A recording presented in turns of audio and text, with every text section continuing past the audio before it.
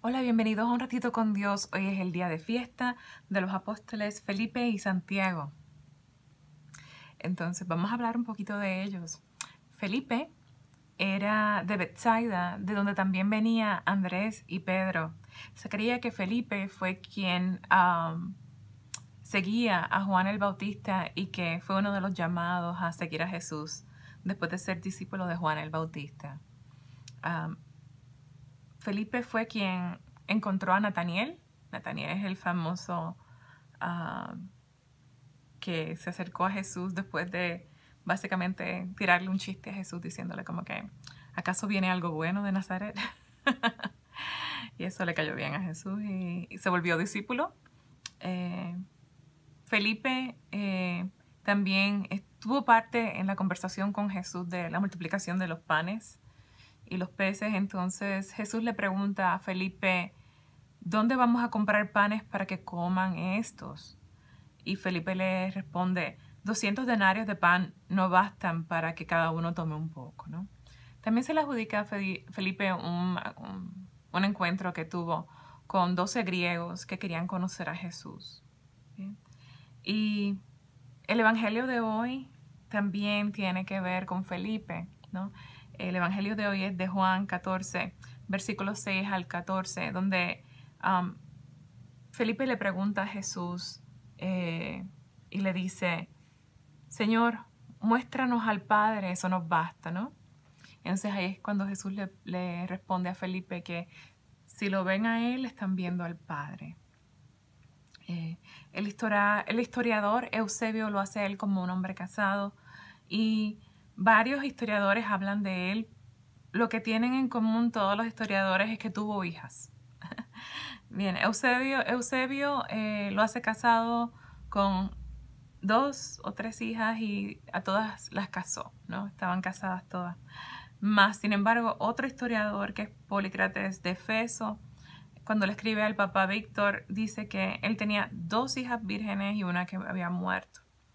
Y que el cuerpo de Felipe reposa sobre Hierápolis, ¿no? La ciudad de Hierápolis. En otra ocasión escribe que tenía 4 hijas que eran profetisas y que estaban enterradas junto con su padre. También, por alguna razón, este mismo historiador le adjudica a Felipe la resurrección de un muerto, ¿no? Entonces, que él logró ese milagro. También había una controversia de cómo había muerto Felipe, si había muerto de muerte natural o si había muerto crucificado, ¿no? Heracleón era uno de los historiadores del segundo siglo, dijo que Felipe había muerto de muerte natural, pero Clemente de Alejandría dijo que él había muerto crucificado boca abajo en la persecución bajo Domiciano. ¿Bien? Uno de los eventos que a mí me llama más la atención de Felipe es el encuentro con el eunuco, donde Felipe, por alguna razón, aparece de la nada cuando este eunuco estaba leyendo las escrituras y viene el eunuco y le pregunta a Felipe, ¿me puedes explicar, ¿no? Lo que dicen estos profetas? Y, ahí se le une Felipe, le explica las escrituras al eunuco y de repente pasan por un lugar con agua y el eunuco dice, ¿me puedes bautizar? Y Felipe dice, ¿cómo no?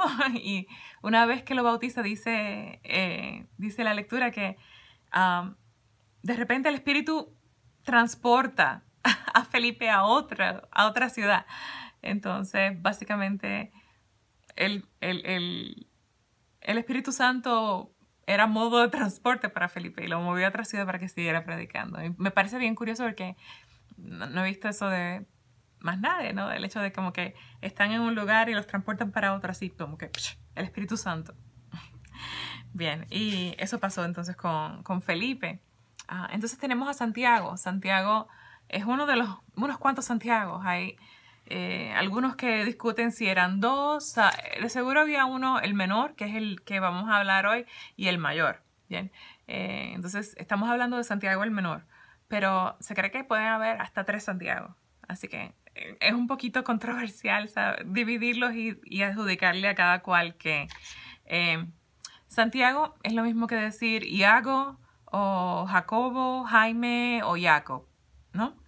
Entonces, se cree que Santiago el Menor era hijo de Alfeo, y una de las teorías que hay sobre Santiago el Menor es que Alfeo era hermano de José, el papá de Jesús. Entonces, que por eso al Santiago y Jesús ser primos, primo hermanos, que de alguna manera entonces a este cariñosamente se le llamaba el hermano de Jesús. Bien.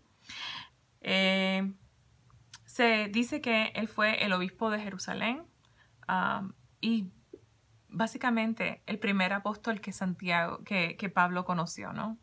Que Pablo, cuando quiso ir a conocer a los apóstoles, a quien se encontró fue a Santiago en Jerusalén. Pero Pablo dice que tanto Santiago como Juan y Pedro eran las columnas de la iglesia, o sea, eran los estandartes, eran los más fuertes de entre el grupo y a lo cual todos iban y se apoyaban y respetaban. Santiago, Juan y Pedro. Santiago era tan admirado que entre el pueblo, los creyentes y los no creyentes, se le llamaba el santo o el justo. Bien, se creía, según el historiador Hegesipo del segundo siglo, que él no comía carne ni bebía alcohol. Entonces, que se la pasaba rezando, arrodillado en el templo, al punto de que había desarrollado unos callos en la rodilla, que adoraba a Dios sin parar y que constantemente pedía perdón a Dios por el pueblo. Y eso le ganó a él el título de el que intercede por el pueblo, ¿bien? Porque siempre estaba tratando de orar por el pueblo y por el perdón del pueblo. El ejemplo nada más de Santiago y su fama de santo, de justo, convirtió a muchos, tanto al punto de que molestó al sumo sacerdote. Entonces, respetando la santidad, pero a la misma vez tratando de influenciarlo, el sumo sacerdote Anás II le pide a Santiago que diga que Jesús no es el Mesías o el Redentor. Bien. Entonces, a esto, bien, cuando Santiago tiene la oportunidad, lo que dice es que Jesús es el enviado de Dios para la salvación de los que quieran salvarse. Y veremos un día sobre las nubes sentado a la derecha del Padre. Bien, y a esto pues, el sumo sacerdote se enojó y hay dos opiniones de cómo murió Santiago, pero sí creen que hay tres teorías, ¿no? Una, que lo tiraron desde arriba del balcón del templo y murió ahí mismo. Otra, que lo tiraron desde el balcón del templo y aunque sangró estaba vivo y empezaba a orar todavía. Bien, en una dice como que estaba alabando a Dios y en otra estaba diciendo como que no le tomes el pecado de ellos en cuenta.